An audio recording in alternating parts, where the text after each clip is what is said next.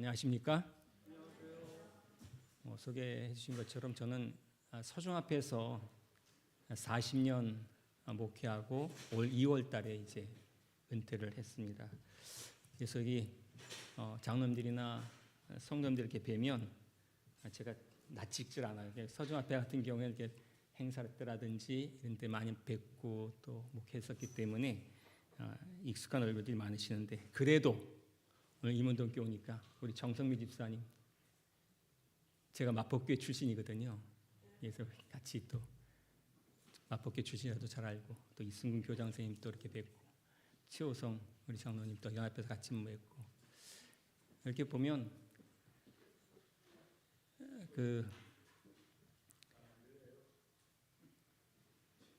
가끔 이런 질문들을 많이 하시더라고요. 어느 36 나오셨어요? 여러분 어느 36 나오셨는지 모르겠지만 저는 어느 36 나왔을 것 같습니까? 서중앞에 출신인데, 예, 저는 동북 36 나왔습니다. 아세요? 잘 모르시죠? 담임 목사님은 어느 고등학교 출신인지 아세요? 모르세요? 담임 목사님 벌써 4년 5년 돼 가시는데, 저건 서삼도 아니고 안삼도 아니고 저분도 동북 36입니다. 제가 말씀드리는 거는 36이라는 하도 36 그래서 제가 동북고등학교 나왔거든요. 10년 후배가 우리 황 목사님이십니다. 같이 동북고등학교 나왔어요. 근데 하나님께서 또 이렇게 귀하게 또 이렇게 목사님 만나게 해주시고, 우리 황 목사님에게는 개인적으로 큰 빛을 하나 줬습니다. 지금 초등학교 36 초등학교에 쓰는 교과서 있죠. 성경 교과서를 우리 황영수 목사님 서삼 초등학교 교목을 쓰면서 여러 목사님들과 선생님들과 함께 3년 동안 그 작업을 해주셨어요. 그래서 그 지금 쓰고 있는 교재가 우리 황 목사님이 아주 제일 적극적으로 후원해서 도와주셨기 때문에 우리 목사님이 부탁한 것 제가 안 들어드릴 수 없었습니다. 그래서 오게 됐고요. 그런 인연이 있어서 감사드리고, 또 오늘 이렇게 오늘과 내일까지 하나님의 말씀을 통해서 여러분과 함께 우리 가정의 문제, 또 우리 개인적인 삶의 문제들을 같이 한번 생각해 보고자 합니다. 오늘 제목은 왜 사랑은 자기 유익을 구하지 않을까라고 하는 제목입니다. 사랑은 자기의 유익을 구하지 않는다? 그건 어떤 의미가 있을까요? 한번 오늘 이 주제를 통해서 여러분과 함께 얘기를 나누고자 하는데, 오늘 제가 딱 오니까 황 목사님이 은퇴하니까 좋으세요? 그러는 거예요. 그 질문을 많이 받아요. 그런데 저 행복해 보입니까? 불행해 보이십니까? 예, 그 질문 많이 받는데 어떤 분은 좋아 보이세요? 그러더라고요. 목사님 참 좋아 보이세요. 이런 이야기를 들으면 저도 기분이 좋습니다. 그런데 어떤 분들은 이렇게 얘기해요. 목사님 은퇴하더니 살이 빠졌어요? 저는 살 빠졌다는 게 제일 싫어. 실제로 제가 조금 좋았을 때보다 한 3-4kg가 빠졌어요. 그래도 이제 더 이상 내려가지 않기 때문에 감사하고 있는데, 조금 더 찌고 싶은 건 사실이에요. 그러나 이렇게 우리가 살아가면서 행복해 보여요. 저만 덥나요? 좀 더운 것 같은데 끄셨어요? 네. 그런 말을 들을 때 보면 정말 행복한 그런 모습이 감사하고 좋습니다. 근데 여러분, 그런 말을 누군가 해보셨어요? 정말 행복해 보이세요? 우리 이승훈 장로님 행복해 보이신다고. 오늘 머리까지 이렇게 하셔가지고 더 행복한 모습으로 보이고요. 그런데 이런 말을 들을 때마다 우리는 감사한 것 같아요. 오늘 하루 어떠셨어요? 오늘 하루 행복하셨습니까?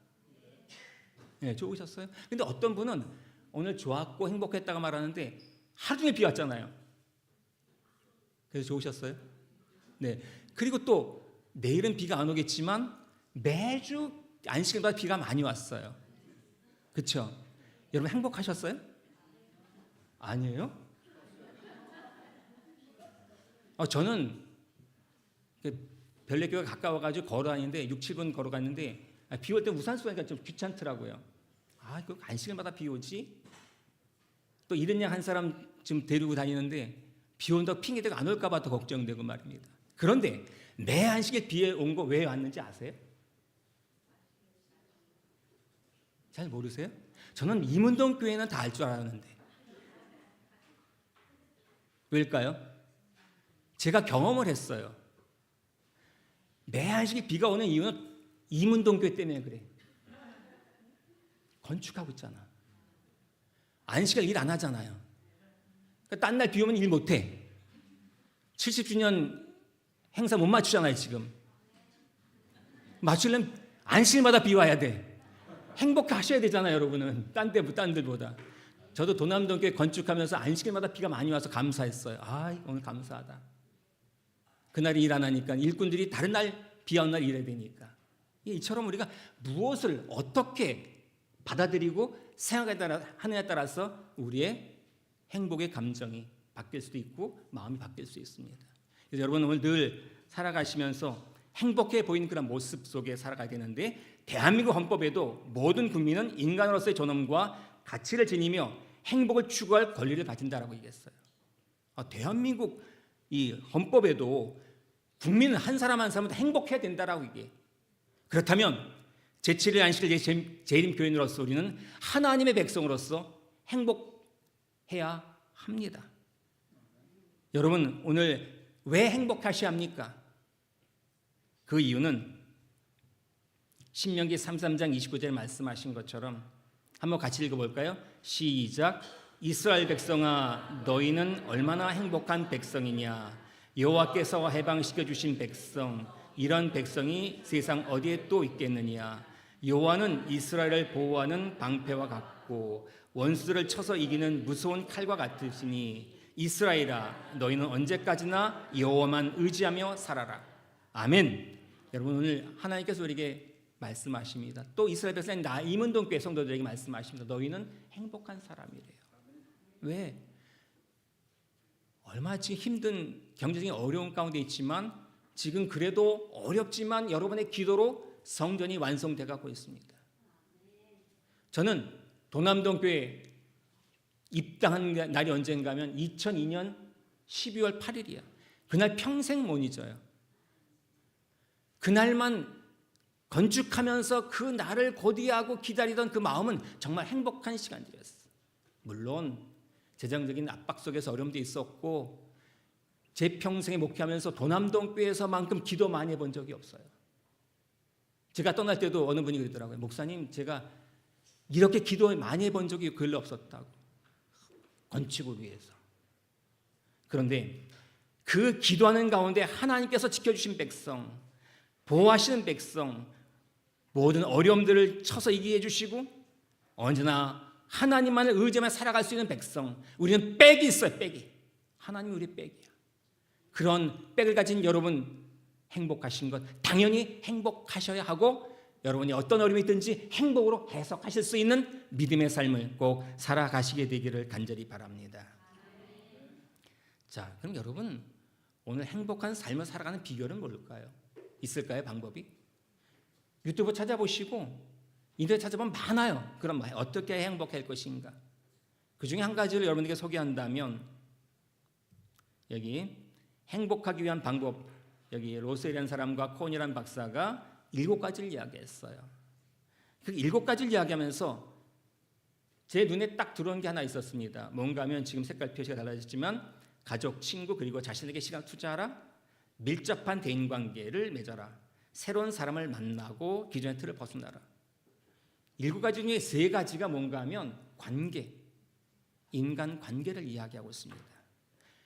오늘 우리가 살아가면서 내 곁에 있는 분들, 특별히 내 가족과 내 배우자와 내 부모와 내 자녀와 어떤 관계를 맺느냐에 따라서 그 사람의 행복의 지수가 달라질 수 있습니다.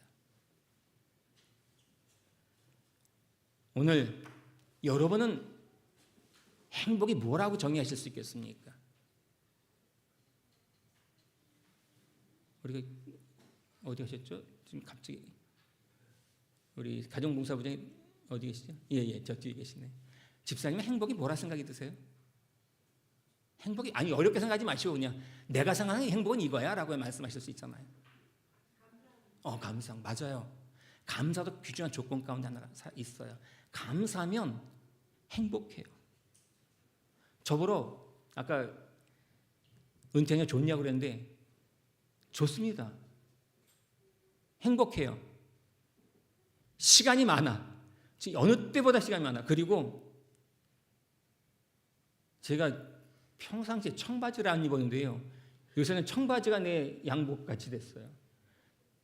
목회하면서는 1회부터 안식일까지 다 양복만 입고 돌아다녔는데 어디 나가더라도 청바지 안 입었어요. 됐으면 정장 입었어요. 밖에 나갈 때도.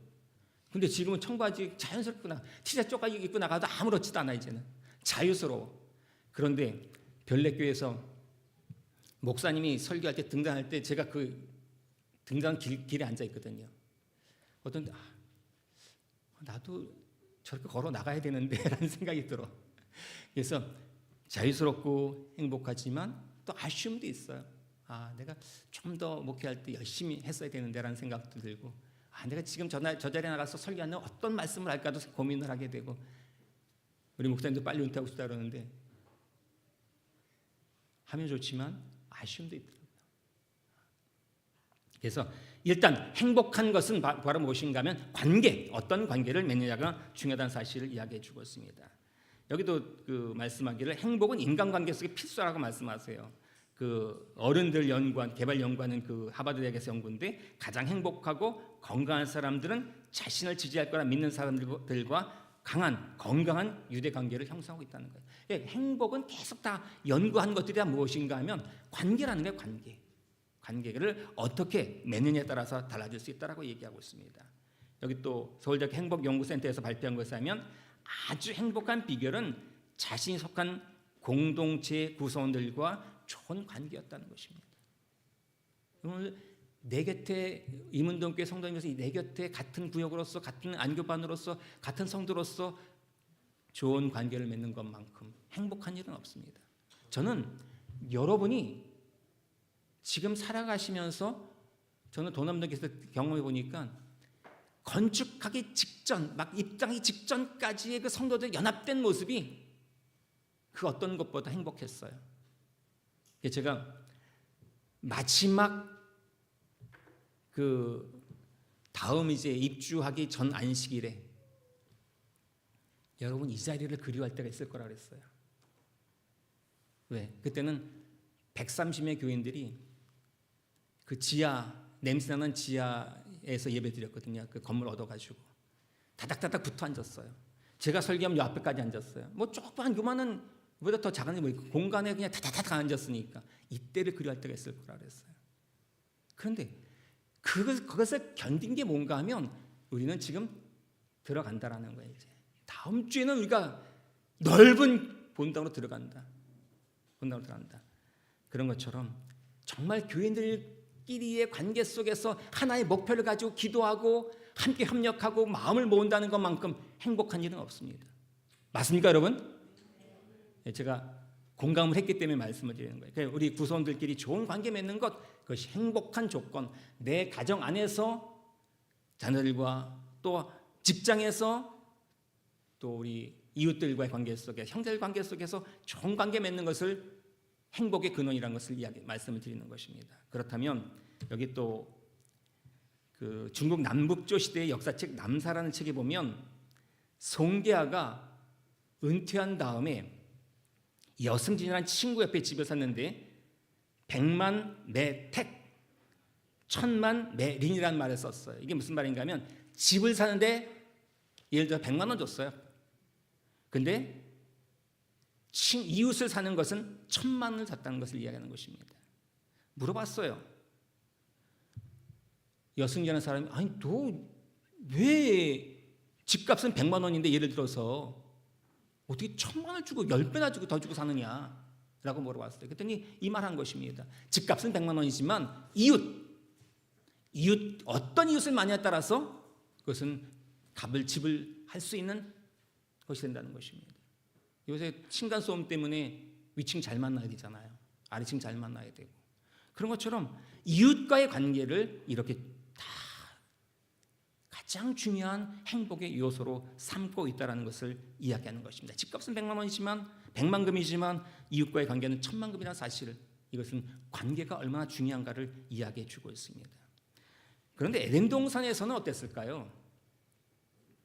처음에 하나님께 천지를 창조하신 다음에 하나님이 좋지 못하다라고 말하는 게 있으실까요? 다 보시기에 좋았더라, 보시기에 좋았더라, 7번 마지막에 심히 좋았더라까지 말씀을 하세요. 좋지 않은 게 뭐가 있을까요?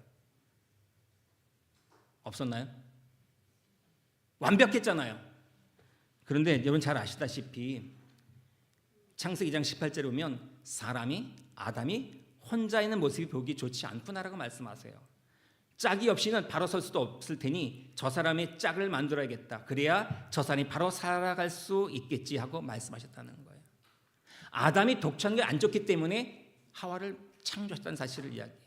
다시 이야기하면 성경에서의 관점은 무엇인가 하면 혼자가 아닙니다. 중요한 사실은 부부가, 가족이, 이웃이, 성도가 함께 모여야 된다는 것을 이야기해 주고 있습니다. 그것이 행복의 근원이 된다는 사실을 이야기하셔요. 혼자는 아니라는 것입니다. 여러분, 코로나 이후에 우리가 모이질 못했기 때문에 영상 예배 드렸어요. 어떠셨나요? 영상 예배 드리실 때?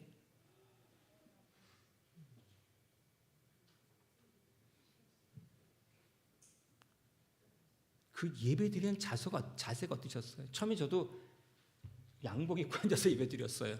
예배니까. 그래서 점점 이게 하나 벗겨지기 시작하고 아이들도 그냥 삐딱하게 누웠고 이게 아닌 거예요. 그런데 함께 모이면서 우리가 옷차림새도 또 시간 맞추는 것도 다 이게 의식하면서 공동으로 예배할 때 그런 모습을 갖게 되는 것입니다. 그리고 중요한 사실은 이제 그 이후에 인터넷 교회가 생기고 출석하지 않는 교회들이 생기고 있어요. 헌금도 어떻게 드리시나요? 온라인으로 드리십니다. 저는 가만히 생각해 보니까 혼자 예배 드리면 편해요. 또 때로는 조금 늦어도 아무 상관없어요. 그냥 영상 나오는 거니까. 그런데요, 혼자 예배 드리시면 모두가 의인됩니다. 무슨 말인지 아세요? 누가 부딪힐 일이 없어요. 누가 맘상할 일이 없어요. 그렇잖아요. 헌금하고 불의 돕기도 하고 다 하기 때문에 나는 믿음이 좋은 사람처럼 착각해요. 그런데 왜 하나님은 아담에게 하와를 만들어주시고 또 관계를 통해서 행복하라고 말씀하시는가? 여러분, 한 번도 부부싸움 안 하신 분 계신가요? 매일 싸우세요? 매일? 그러진 않지만 의견 차이가 있어요. 그 의견 차이를 통해서 우리는 뭐가 됩니까? 서로를 배워가고 양보하고 이해하고 용서하고 이런 것을 배우는 거예요. 혼자 예배드리면 용서할 일이 있어 없어? 없어요. 배려할 일이 있어요 없어? 없어요. 그런 공과를 못 배워요. 코로나 이후에 예배가 화요일 예배도 안 드리는 교회가 아주 작은 교회들은 이렇게 있어요. 그런 교회들이 모이게 힘써야 되는데 점점 등한히해져요. 오늘 모여야 되는 이유는 이런 관계 속에서 하나님이 우리에게 행복을 주시기 때문에 그렇다는 거예요. 행복을 찾는 것이고 그것이 배려고 양보고 내 이익을 구하지 않는 모습을 통해서 우리는 성숙이 행복이 이 모임 속에 관계 속에서 있기 때문에 그렇게 말씀하십니다. 또 이게 말씀하세요. 이제 그 하와를 창조했더니 아담이 뭐라 말씀하십니까? 이제야 나타났구나 이 사람아. 그렇죠? 너무 기다렸어. 하와를 고대했어. 만남을 행복하게 이야기하셨어요. 이처럼 성경에서의 모습은 관계를 통해서 하나님은 우리에게 행복을 정말 이때 아담의 그 마음은 최고의 행복을 경험했으리라 믿어요. 그 하와를 보면서 얼마나 기뻐 이제 나타났냐고 이야기하고 그렇게 사랑을 고백하는 모습을 보면서 정말 가장 행복한 모습이 아니었을까? 혼자 때보다. 이런 것이 하나님께서 우리에게 행복을 주시는 그런 모습입니다. 그런데 어떠세요?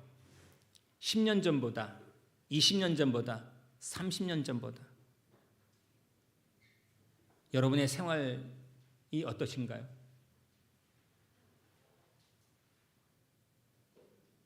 더 나아지셨어요? 경제 여건이 좋아지셨나요? 30년 전. 또 의료 환경 어떤가요?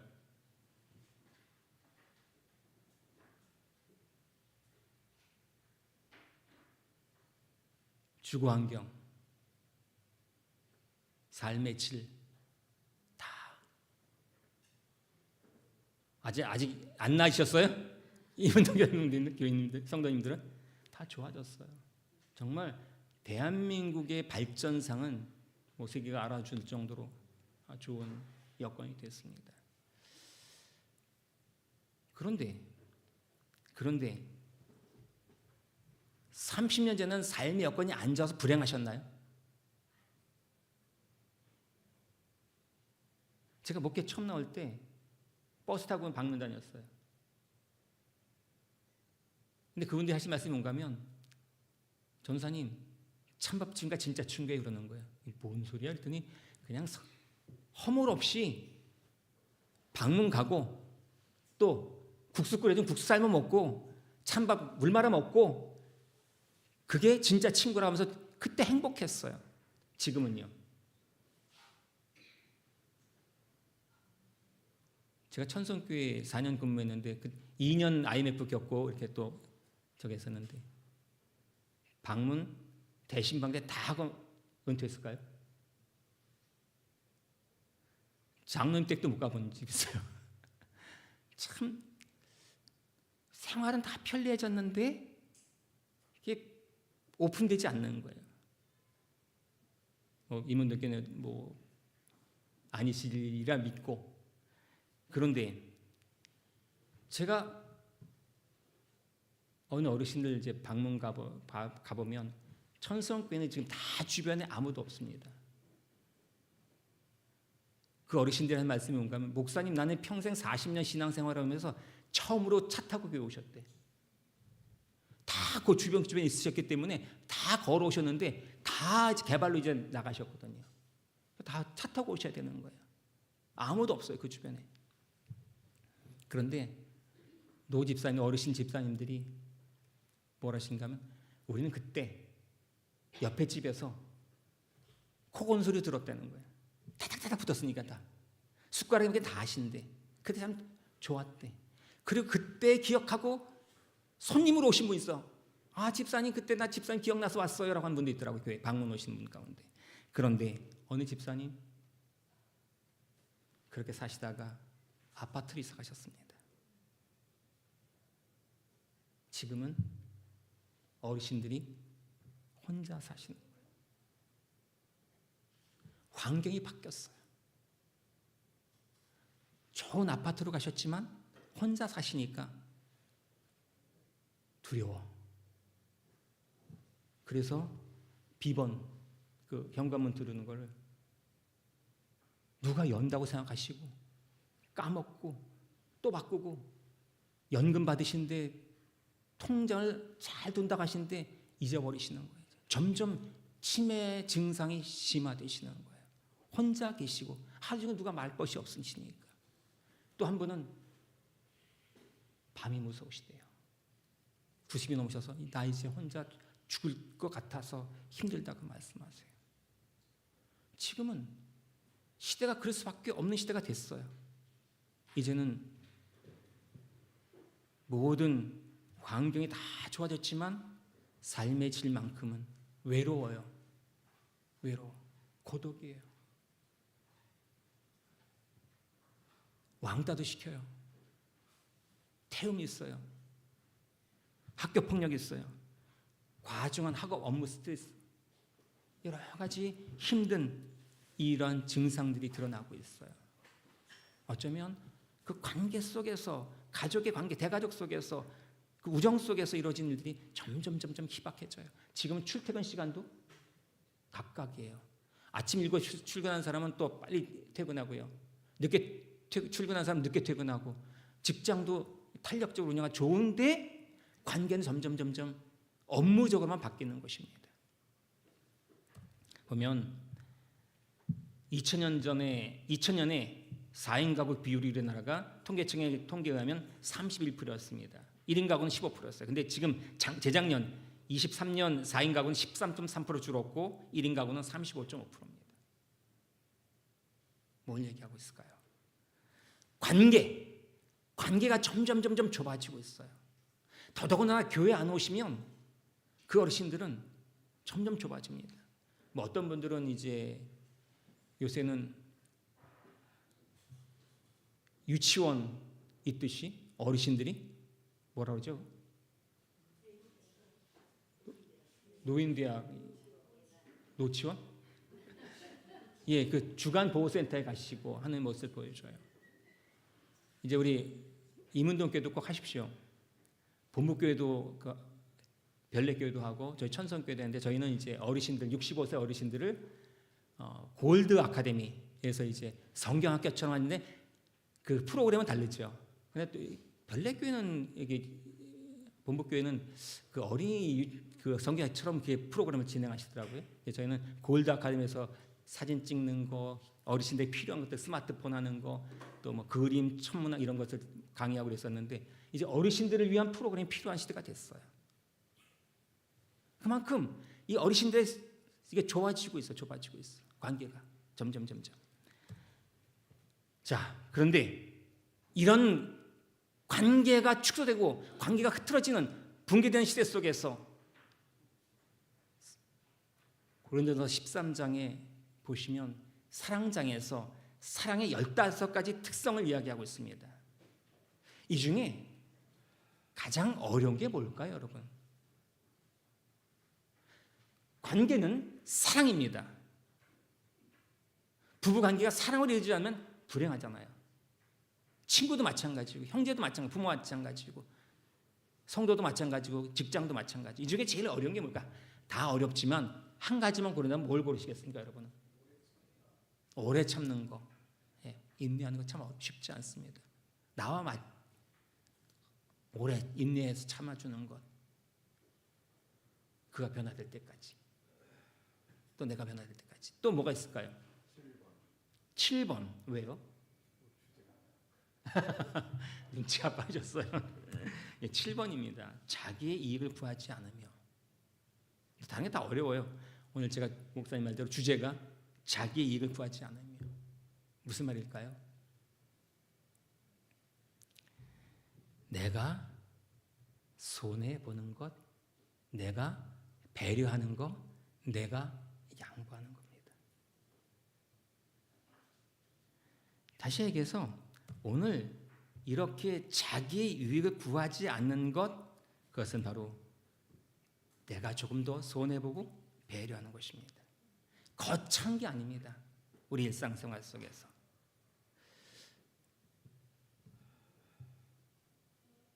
제 아내가 부엌에서 저를 불러요. 서재 앉아있는 저를 불러요. 근데 얘 나이가 들어서 그런지 모르지만 부르는 소리는 알겠는데 뭐라고 정확하게 지금 이야기인지 모르겠어요. 그럼 제가 어떻게 하면 될까요? 모른 척 앉아있어도 뭐 잘 안 들려서 몰랐어 라고 핑계댈 수 있어요. 근데 저는 어떻게 할까요? 이건 아니다. 아내가 지금 뭔가 도움을 요청하는 것인데, 말하려고 하는 것인데 책 보다가 나가는 겁니다. 왜? 무슨 일 있었어? 어떻게? 라고 물어보는 거예요. 이게 뭐예요? 내 일에 집중하고 있는데 부르면 자기가 오든지 하면 되는데 꼭 나를 불러. 그럴 때 내가 조금 더 배려하는 것입니다. 그게 뭐예요? 자기의 유익을 구하지 않는 것입니다. 또 제가 밥 한번 해봤을까 안 해봤을까요? 목회하면서 제가 분리수거 했을까 안 했을까요? 또 제가 음식 쓰레기 버려 갔을까 안 갔을까요? 한 번도 안 했다면 거짓말이지만 거의 안 했습니다. 상남자라서요? 아닙니다. 참 고맙게도 제 아내가 제 아내 자랑하는 것 같은데 혹시 쓰레기 들고 나가다 교인들 보면 민망하니까 안 된대 내가 버리겠대요. 거의 안 해봤어요. 밥 한 번 안 해봤어요. 제대로 안 해봤어요. 근데 제가 은퇴하고는 할까 안 할까요? 안 하면 쫓겨나 이제는요. 아내가 매일 습관적으로 5시 일어나는 습관이 있었지만 아내는 자도록 내버려두고 조용히 일어나서 깨지 않게 밥하는 겁니다. 해보니까 하겠더라고요. 저 이 전기밥솥 어떻게 누른지도 몰랐어요. 뭐 어렵지 않더라고 해보니까. 이것처럼 내가 조금 더 배려하고 내가 조금 더 손해보고 내가 좀 더 뭐 하나 더 하는 것 그게 뭐예요? 그게 자기의 유익을 구하지 않는 것입니다. 오늘 여러분 엘리베이터를 좀 기다려주는 겁니다. 그게 자기의 유익을 구하지 않는 나도 바쁘지만 들어오는 소리가 들리면 다시 문 닫힘을 열림을 눌러서 기다려주는 거. 또 뭐가 있을까요 여러분? 친구 간에 식사비 한 번 더 내는 거예요. 어떠세요? 그 식사비 한 번 더 내가지고 망하나요? 오늘 작은 것이지만 자기의 유익을 구하지 않는 그 모습이 관계 속에서의 행복을 이루는 중요한 요소라는 겁니다. 내 남편에게 오늘 한번 생각해 내 아내에게 내 자녀에게 내 부모에게 직장에서 자기의 유익을 구하지 않고 배려할 수 있는 게 뭔가 내가 조금 더 한번 손해보는 게 무엇일까? 어떠세요? 그런 경험 있으신가요? 한번 이건 내가 생각하지 않았는데 목사님 말씀하시는 거 보니까 자기의 유익을 구하지 않은 배려였다라고 생각하는 거 있으셨어요? 우리 집사님 있으셨어요? 네, 뭐가 있었어요? 어떤 일이 있었나요? 관계 속에서 내가 이렇게 좀 배려했었다. 뭐가 있을까요? 네? 흔한 일이 흔하지 않을 수도 있어요. 뭘까 흔한 일은요? 뭐였어요, 집사님? 한번 얘기해 보세요.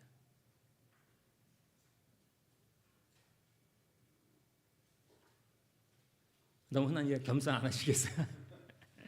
예, 여러분 흔한 일 같이 흔한 일인데 쉽지 않은 게 뭔지 아세요? 미안해라는 말이에요. 배려해요. 수고했어. 여러분 그런 말들, 고마워라고 하는 말들, 그건 상대방에 대한 배려고 그것은 내가 그분에 대한 존중의 의미를 담고 있거든요. 고마워라는 말 한마디에 수고했어라는 말 한마디에 상대방은 어떻게 할 수 있어요? 그 피곤을 새 힘을 얻을 수 있어요. 미안해라는 말은 사과가 아니라 다음을 위한 굉장히 중요한 투자예요. 투자. 그래서 오늘 여러분이 살아가는 그 삶 속에서 관계 속에서 내가 자기 이익을 구하지 않는 것은 조금 더 손해보고 배려하는 것이라는 것을 한번 생각해 보세요. 내가 있는 위치 속에서 내가 있는 삶 속에서 우리 이문동 교회에서 내가 집사님들을 또 이 예배를 위해서 교회를 위해서 조금 더 내가 배려하고 양보할 것이 무엇이 있을까라고 생각해 보시고 그 실천될 때에 우리 이문동 교회는 행복한 교회 또 우리 가정이 될 수 있다고 생각이 듭니다. 이 결혼 80년을 해로하시고 그냥 80년 사는 것도 힘든데 백수를 넘기신 중국인 부부 장무청이라는 분과 시둥잉이라는 이 할아버지 할머니가 이렇게 오랫동안 80년을 부부 생활하셨어요. 그래서 기자들이 물어봤습니다. 도대체 이웃들이 물어봤어요. 비결이 뭘까요? 비결이 뭐예요? 뭐라고 이분이 대답하셨을까요? 뭐라고? 이렇게 대답하셨습니다. 특별한 것은 없대요. 함께 있으면 뭐예요? 좋고 손해 볼 줄 알고 마음에 내키지 않은 일은 잊어버리는 꽁 하고 기억하는 게 아니에요. 잊어버린대요. 그리고 뭐 한다고요? 손해 볼 줄 안다. 요즘에는 이 등도 이렇게 리모컨 있지 않습니까? 제가 목회 처음 나왔을 때는 시골 교회 갔는데 스레트를 얹어가지고 이렇게 그 사택을 이어가지고 하는데, 지금 같으면 도대체 이해가 안 되는데 방에서 걸레가 얼었어요. 80년대. 그때 겨울에 두꺼운 입을 끼고 자는데 이 등을 끄는 거를 누가 끌 거냐는 거예요. 그거 잠깐 나가서 잡아당기는 것도 쉽지 않았어요. 근데 저희가 지금 그 생각이 나는데 한 말이 뭔지 아세요? 더 사랑하는 사람이 불 끄기. 더 사랑하는 사람이 불 끄기. 예. 사랑은, 행복은 내가 양보하는 것. 그 관계는 그럴 때, 상대방이 행복할 때 내가 행복할 수 있거든요. 이 부부가, 이 할아버지 할머니가 손해볼 줄 알고 하는데 저는 그 마음이 참 와닿았어요. 내가 손해보는 겁니다. 내가 추운데 나가서 한번 손해못 끄면 내 아내가 행복하고 내 남편이 행복하지 않습니까? 우리가 살아가는 삶 속에서 다 그런 모습, 그것이 진정한 행복한 가정, 교회, 직장을 만들 수 있다고 생각이 듭니다. 자, 여기서 잘 아신 이야기죠? 오병이어의 사건이 있습니다. 이 사건에서 한 아이가 보리 5개와 물고기 2마리를 가지고 있나이다. 그러나 이 많은 사람에게 얼마나 되겠습니까? 라고 이야기를 해요. 여러분 한번 생각해 보셨어요? 요한복음에는 어린 아이라고 나왔어요. 사복음 다 나왔는데 여기만 나와. 어린 아이래. 다 우리는 어린 아이를 알고 있어. 맞아요. 그럼 어른들은 뭐 했나요? 어른들은 도시락 한 사람도 준비해 온 사람이 없을까요? 그럼 어떻게 생각해 보셨어요? 아니, 애는 도시락 가지고 왔는데 어른들은 남자가 5,000명이라니까 다른 사람 더 많잖아요. 그 많은 사람들 중에서 이 아이만 도시락 싸고 나머지는 하나도 안 싸웠어? 어떻게 생각이 드세요? 집사님 이해가 되세요? 네? 예. 누군가는 싸웠을 거야. 그런데 내가 싸운 것을 이 어린아이처럼 예수님께 갖다 드리겠다는 마음 있었어요, 없었어요? 누군가는 분명히 싸웠을 텐데 아무도 그렇게 나서지 않았어요. 이 아이만 나왔어요. 그러면 이 아이는 나머지 어린이처럼 갈등했을까요? 이 자리에서 그는 예수님을 사랑하는 마음으로, 배려하는 마음으로, 내가 손해보는 굶더라도 예수님께 드리겠다는 마음으로 드렸어요. 그러면 그 5,000명이 되는 사람들 중에서 가장 행복했던 사람은 누굴까요? 어린아이입니다. 내가 이것을 예수님께 드린다라고 하는 그 마음, 이걸 가지고 예수님 5,000명 다 먹이시겠다, 그런 꿈도 꾸지 않았을 거라고 생각이 들어. 그러나 예수께 드린 때, 내가 손해볼 때에, 내가 예수께 배려해드렸을 때에, 내가 이익을 구하지 않고 내가 굶을지라도 드렸을 때에 이 아이는 가장 그 순간이 행복했을 거야. 그런데 어떻게 했어요? 정말 놀라운 일이 벌어졌습니다. 놀라운 일이. 5,000명이 모두 다 행복했어. 배두리면서 만족했어요. 이 한 아이의 배려, 한 아이의 자기 이익을 구하지 않는 사랑 때문에 본인뿐만 아니라 5,000명이 행복했다는 사실을 이야기해 주고 있습니다. 여러분, 오늘 아까 집사님이 남들이 다 하는 작은 거라 말씀하시지만 그 작은 것이 내가 알지 못하는 사이에 더 많은 사람들에게, 상대방에게 그가 표현하지 않았을지라도 큰 행복을 나눠주고 있다는 것입니다. 오늘 내 말 한마디가 내 가족들에게, 우리 성도들에게 그런 행복을 가져줄 수 있는 것. 자, 여기 예수님께서 한 율법 교사가 내가 어떻게 영생을 얻겠습니까? 그랬더니 뭐라고 했습니까? 내가 율법에 무엇이라 기록되었으면 어떻게 읽냐라고 말씀을 하세요. 그런데 그가, 예수님께서 말씀하시기를 내 이웃을, 그 율법사가 내 이웃을 내 자신과 사랑했다는 말씀을 이야기해. 그랬더니 예수님이 하신 말씀이 뭔가 하면 너희들이 맞다, 옳다, 이를 행하라, 그러면 살리라. 이웃을 사랑하라는 거예요. 그러면 산다는 거예요. 너가 사는 길이라는 거예요. 아까 말씀드렸잖아요. 사랑은 뭐라고요? 자기의 유익을 구하지 않는 것, 배려하는 것입니다. 손해보는 것입니다. 그거 하라는 거예요. 그랬더니 내 이웃이 누굽니까? 따로 물어봐 이 사람이. 내 이웃이 누굽니까? 그랬더니 예수께서 그 다음에 비유로 말씀하시죠. 선한 사마리아인 비유가 거기서 나오는 거예요. 근데 그 선한 사마리아인이 그 강도 많은 자를 도와주고 여관에 가서 부비까지 더 주고 내가 돌아올 때까지 보살펴 달라고 이야기해.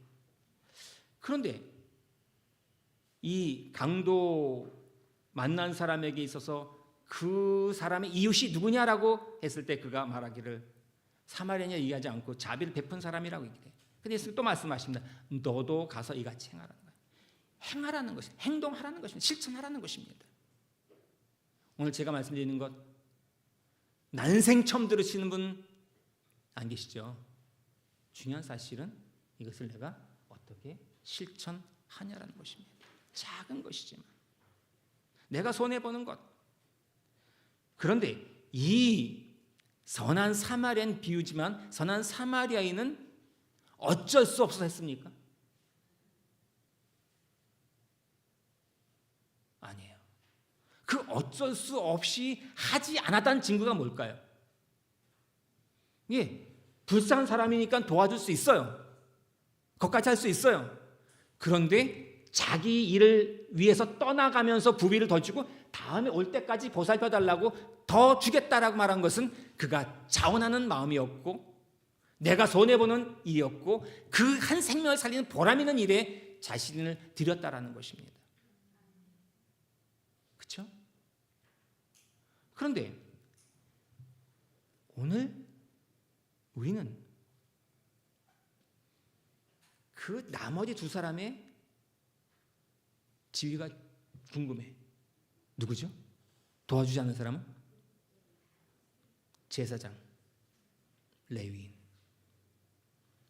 목사였단 말이에요. 나였단 말이에요. 근데 알았을까 몰랐을까? 그 사람들 도움이 필요한 거 알았어요. 근데 지금 나는 내일이 바빠. 오늘 설교로 가야 돼. 내가 다른 일이 바빠.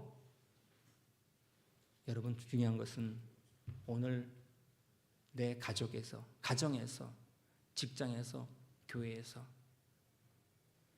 나의 필요를 우리는 경험할 수 있습니다. 내가 뭘 해야 될 건지 알아. 그런데 이것은 오늘 식사당번 할 일이고 이것은 시무가 될 일이고 이건 목사님이 이건 장로님이 해야 될 일이라고 핑계댈 수 있다는 거예요.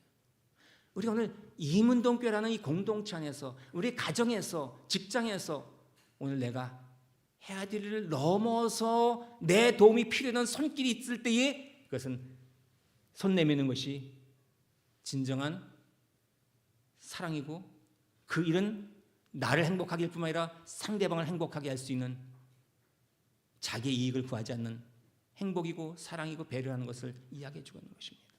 오늘 저와 여러분 우리도 오늘 이 선한 사마리아인의 또 그 어린 아이의 헌신처럼 자기의 유익을 구하지 않고 손해보고 배려하는 사랑, 그 사랑을 통해서 내가 속한 가정이 나의 가정이 교회가 행복할 수 있도록 헌신하게 되시기를 간절히 바랍니다.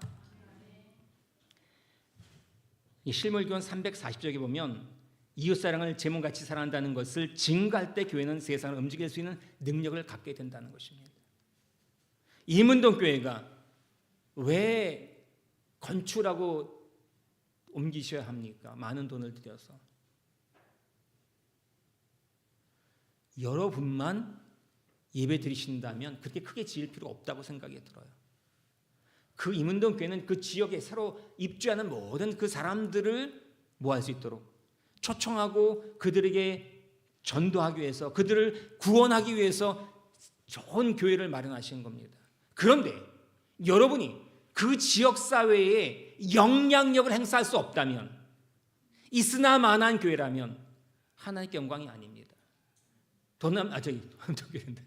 우리 임은동 교회 건축의 의미가 없습니다. 이웃사랑을 제물같이 사랑한다는 것을 증거할 때 교회는 세상을 움직일 수 있는 능력을 갖게 된다고 말씀하세요. 하십시오. 이웃을 위해서 무엇을 할 것인가 찾으셔야 합니다. 천성교 이번 일요일 날 이제 18일이죠. 매년 35회인가요? 34회인가 되는데 그 이웃을 위해서 경로잔치 합니다. 다 차량으로 경로당 가서 모셔오고 갈매동, 별내동 모셔옵니다. 갈매동에서 천성교회 그러면 알아주십니다. 봄, 여름, 그 김장 때 김치 담가서 그 이웃들에게 동사무소를 통해서 나눠주고 또 우리가 나눕니다. 지역신문에 여러 번 났습니다. 또 집사님들이 5가정 그 어려우신 분 말벗대기 위해서 방문합니다. 동사무소 연결돼서. 그렇게 해서 몇 분이 교회 오셨어요.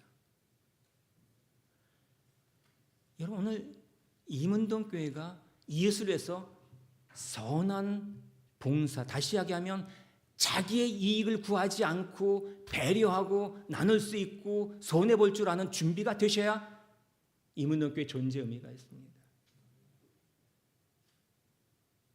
가정 행복 세미나는요, 내가 행복하기 앞서서 내 남편이, 내 아내가, 내 가족이, 우리 성도들이, 우리 임은동 지역의 다른 사람들이 행복한 모습을 보기 위해서 나의 시간을 투자하는 것이고 재정을 투자하는 것이고 애정을 투자하는 그런 배려가 필요한 교회가 될 때에 행복한 모습을 통해서 행복한 교회를 찾아오게 되어 있습니다. 영혼 구원은요, 하나님이 보내시는 거지 내가 하는 게 아닙니다.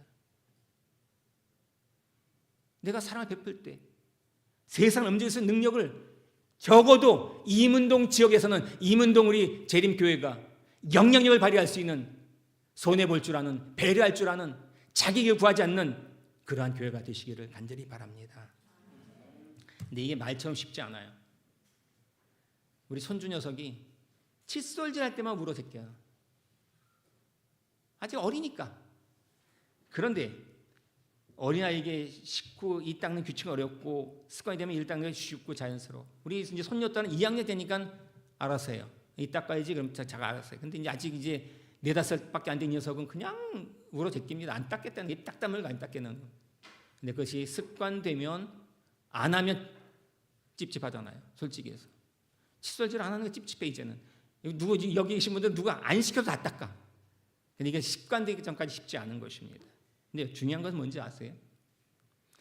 부정적인 것은 노력하지 않아도 쉽게 체득해. 가서 나가서 욕 배우는 거 애들 보세요. 그 욕을 가르쳐야 배웁니까? 존댓말 쓰는 것은 어떻게 해야 돼요?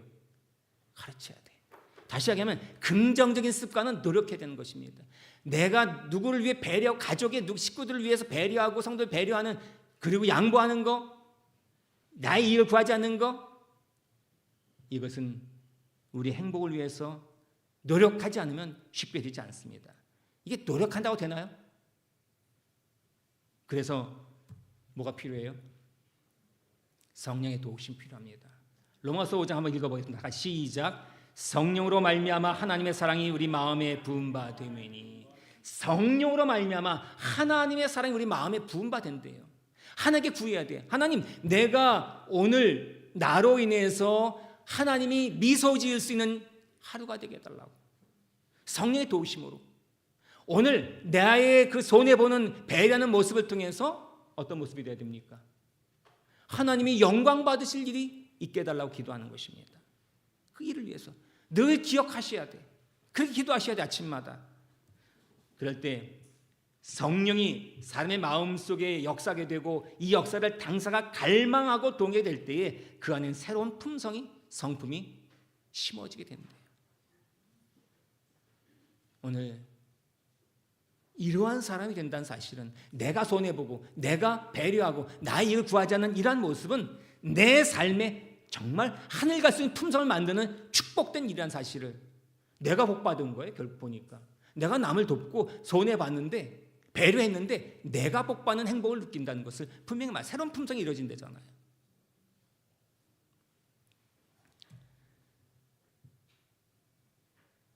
그런데 광야에서 인신한다고요. 어떤 때는 나도 짜증날 때가 있잖아요. 힘들 때가 있잖아요. 이럴 때 어떻게 하시면 좋겠습니까?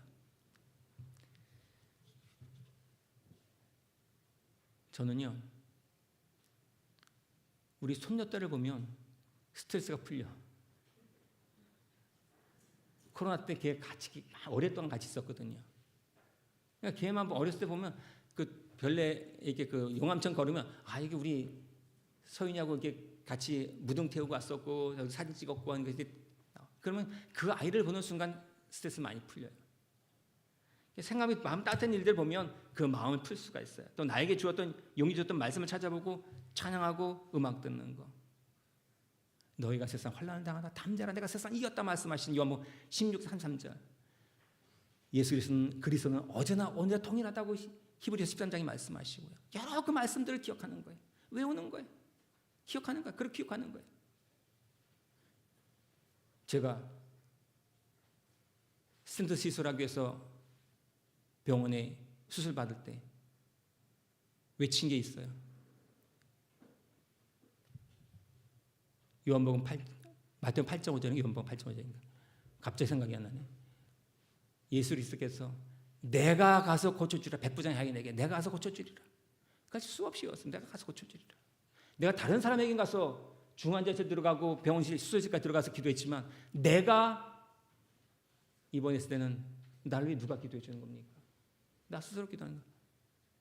오늘 그 힘들 때 말씀을 기억하는 것입니다. 저는 힘들 때 터키 행진곡 들으면 굉장히 기분이 좋아져. 행진곡을 들으니까 참이 부를 때 이럴 때마다 또 우리가 설교 다 안 떠오를 때 시간 없지만 산책하고 들어오면 또 뭔가 또 새롭게 바뀌어져 있는 모습을 보게 돼요. 또 여러분들은 여자들은 이 친구들과 수다 떨고 이야기하고 하는 것들, 감명이 읽었던 책들, 시, 드라마까지. 오늘 여러분 내가 힘들 때 기분 좋을 때는 저도 잘해줄 수 있지만 기분이 다운됐을 때는 아내가 뭘 해도 정말 어떤 때는 짜증날 때가 있거든요. 그럴 때마다 이렇게 어떻게 할 것인가 그 마음을 정말 내 가정의 행복을 위해서 내 아내를 위해서 무엇을 할 것인가 내 친구를 위해서 성도들을 위해서 기억하는 것입니다. 하이퍼인스 신책에 보면 생애의 실제적인 훈련은 사소한 것들로 이루어진다. 생각 훈련은 필수라 했어요. 성령과 협력하여 마음을 훈련하고 생각을 통제하면 말이 통제되고 행동이 통제되는 것입니다. 훈련이야 훈련. 습관화시켜야 돼. 성령의 도우심으로 협력하여 이런 마음을 갖기 위해서 애쓰는 것입니다. 오늘 남의 손을 씻어주면 내 손은 어떻게 될까요?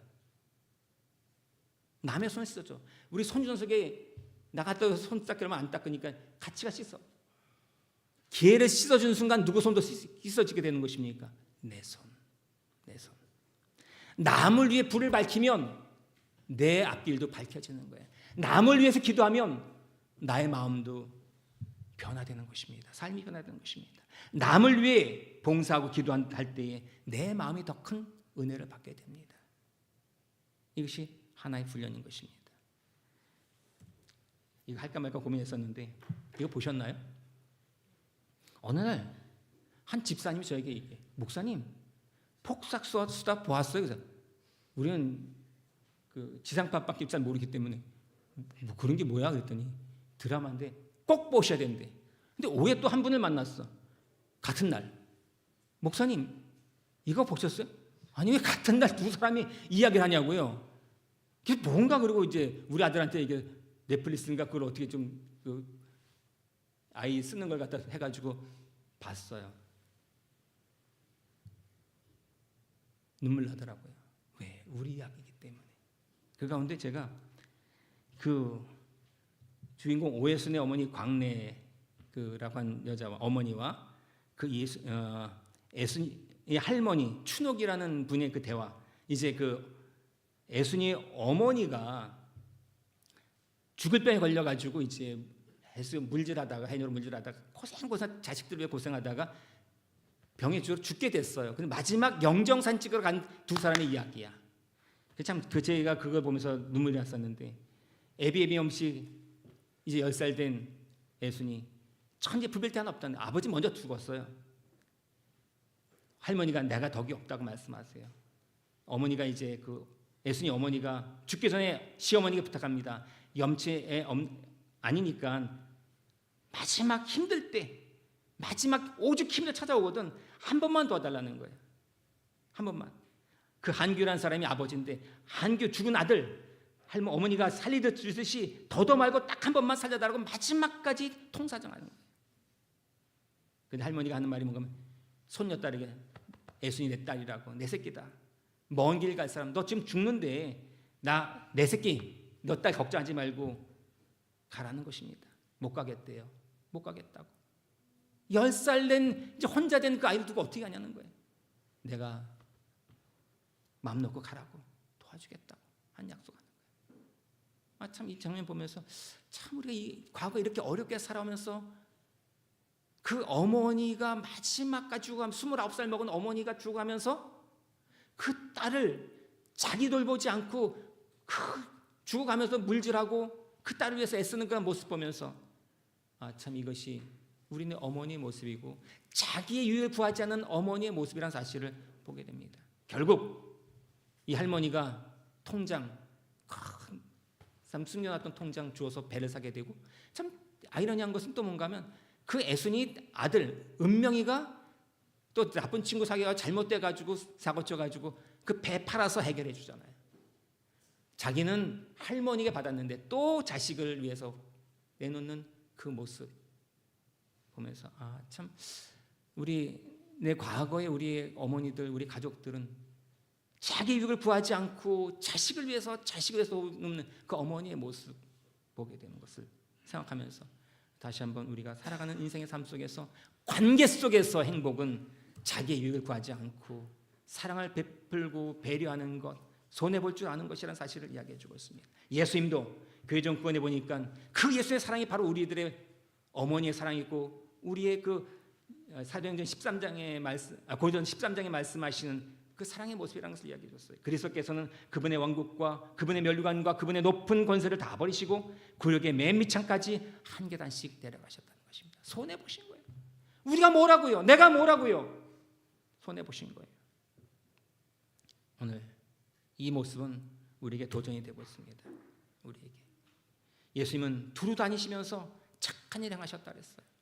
두루 다니시면서 착한 일은 선한 일은 내 이익을 구하면서는 착한 일 할 수 없습니다. 내 이익을 구하면서 선한 일 할 수 없습니다. 예수님은 늘 손해보는 일 하셨다는 거예요. 인류 위에 십자가 달려가신 일뿐만 아니라 늘 다니시는 곳마다 손해보셨다는 거예요. 배려하셨다는 거예요. 자기 이익을 구하지 않으셨다는 것을 이야기하는 것입니다. 예수님께서 말씀하십니다. 너희 착한 행실을 보고 하늘에 계신 너희 아버지께 영광을 돌리라고 말씀하세요. 착한 행실. 우리의 착한 행실은 이웃들에게 선한 감을 끼칠 수 있는데 이것은 내 이익을 구해서는 할 수 없습니다. 오늘 이제 마지막으로 이 말씀 드리고 마치겠습니다. 같이 한번 읽어보겠습니다. 시작. 잘할도다 착하고 충성된 종아 내가 적은 일에 충성하였음에 내가 많은 것을 내게 맡기리니 내 주인의 즐거움에 참여할지어다. 충성하는 것 손해보는 것입니다. 그러나 하나님 주인의 즐거움에 그 행복에 함께 참여할 수 있습니다. 우리 가정에서 교회에서 이웃들에게 직장에서 행복은 이웃에 대하여 자기 이익을 구하지 않고 배려하고 손해볼 줄 아는 삶. 오늘 그 도전이 오늘 우리의 모습 통해서 하나님께 영광이 되고 하나님께 미소 드리게 하고 하나님 기쁨을 드릴 수 있는 그런 거룩한 모습이 우리 임은동교회 모든 성도들의 삶이 되시길 바라면서 말씀을 줄이겠습니다.